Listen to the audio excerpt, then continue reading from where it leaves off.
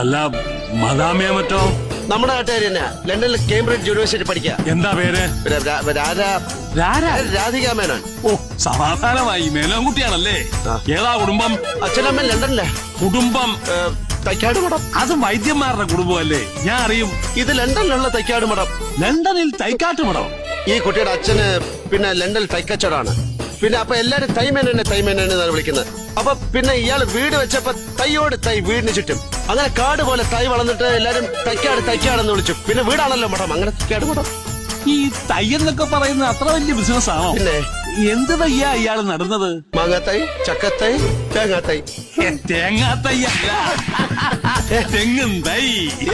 America വളർന്ന കുട്ടിയല്ലേ?